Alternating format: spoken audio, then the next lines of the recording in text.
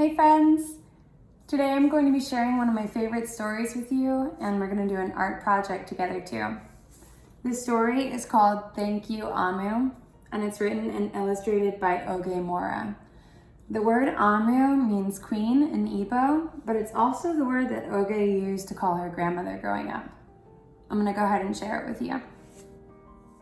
On the corner of First Street and Long Street, on the very top floor, Amu was cooking a thick red stew in a big fat pot for a nice evening meal. She seasoned and stirred it and took a small taste.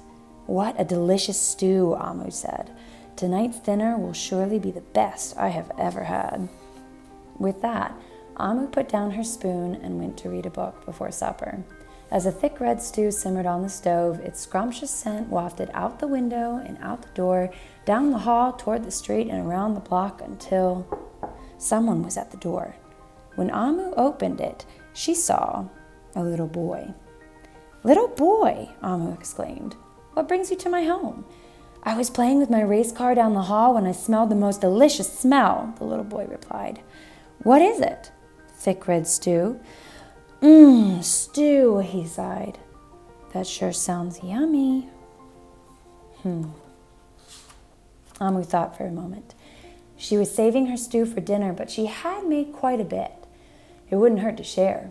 "Would you like some?" The little boy nodded, and so Amu spooned out some thick red stew from the big fat pot for her nice evening meal.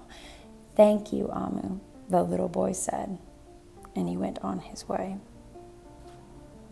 With that, Amu closed the door and went back to her book. As she read, her thick red stew's scrumptious scent wafted out the window and out the door, down the hall, toward the street, and around the block, until someone was at the door. When Amu opened the door this time, she saw a police officer. "Miss Police Officer," Amu exclaimed, "what brings you to my home?" "I was on duty down the street when I smelled the most delicious smell," Miss Police Officer replied. "What is it?" "Thick red stew." "Oh, stew," she said, and her mouth watered. "That sounds mighty tasty." Amu thought for a moment. There was still enough to share. "Would you like some?" The police officer nodded. Once again, Amu spooned out some thick red stew from the big fat pot for her nice evening meal. "Thank you, Amu," the officer said, and went on her way. And so for the second time, Amu closed the door and went back to her book. Sure enough, as she read, her thick red stew's scrumptious scent wafted out the window and out the door, down the hall, toward the street, and around the block until again someone was at Amu's door. This time, when she opened it, she saw a hot dog vendor. "Mr. Hot Dog Vendor," Amu exclaimed, "what brings you to my home?" "I was selling my hot dogs down the block when I smelled the most delicious smell," he said. "What is it?" "Thick red stew." "Oh, stew," he licked his lips. "That sounds quite delectable." So Amu spooned out some thick red stew from the big fat pot for her nice evening meal. "Thank you, Amu," the hot dog vendor said, and went on his way.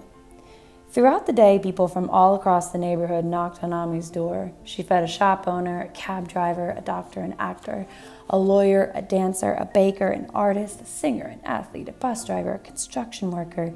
Even the mayor stopped by, and each time they knocked, Amu shared.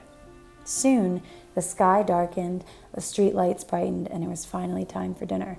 But when Amu opened her big fat pot of thick red stew for a nice evening meal, it was empty. Amu sniffled. "There goes the best dinner I ever had." Sorry and blue, she sat at the table with her empty pot, until who could that be? Amu wondered. When she opened her door, she saw the little boy, the police officer, the hot dog vendor, the shop owner, the cab driver, the doctor. Why, everyone she fed today was at her door. "I'm sorry, everyone," she sighed. "My thick red stew is all gone. I have nothing left to share." The little boy tugged at Amu's sleeve. "Don't worry, Amu. We're not here to ask. We are here to give." The police officer carried in a fresh salad. The mayor entered with a roast chicken. The baker brought a collection of sweet goodies. Even the little boy presented Amu with something special in a shiny red envelope. Everyone who had knocked on Amu's door that day squeezed inside her tiny apartment, and together they ate, danced, and celebrated. While Amu's big fat pot of thick red stew was empty, her heart was full of happiness and love. And that dinner was the best she had ever had. Thank you, Amu. I love that story so much because it reminds us that one of the most important things we have is our community. Sometimes it can feel like the people we love and care about are really far away, but it's important to remember that we can always share what we have and we can grow our community by giving what we have. We might not feel like we have a lot to give, but we can remember that the little boy in the story gave a lot by giving powerful words. Words can be pretty powerful if you think about it. Some of my favorite powerful words are words like "you are loved," or "you matter," or "it will be okay." So today for our art project, we are going to be creating some postcards for our community with some powerful words. And you are going to get a chance to give those postcards to people in your community. You can make as many as you want, and you can give them out to whoever you want.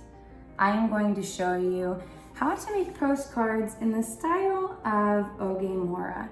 She uses something called collage, where really you can use anything you want. Lots of paper, yarn, pieces of magazine, colored pencils, markers, anything you've got lying around at home. So I'm going to give you some directions on how to make collage postcards, but start thinking about some powerful, positive words that you would like to give back to the people in your community.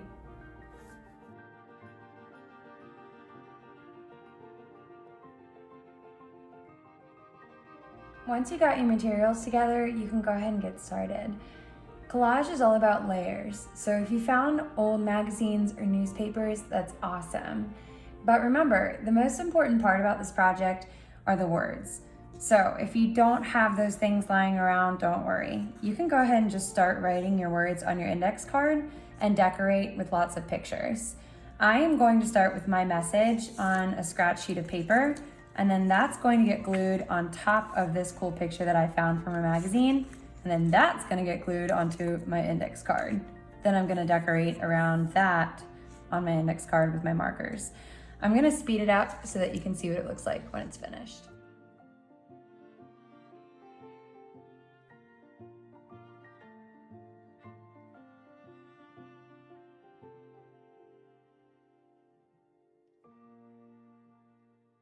All right, friends, I hope you enjoyed making your collage postcards. Now you get to give them to people in your community. You could give them to nurses and doctors at a nearby hospital, or to the mail carrier when they deliver the mail to you, or to firefighters at a nearby fire station, or you could even create some kits with your family for people who don't have a home. Maybe you could put them inside of those.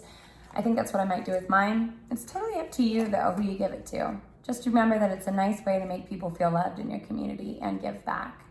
If you want to share what you made, feel free to take a picture of it and send it to me at the school. I would love to see what you created. But most importantly, don't forget that you are loved and you matter, and it will be okay. I'll see you next time.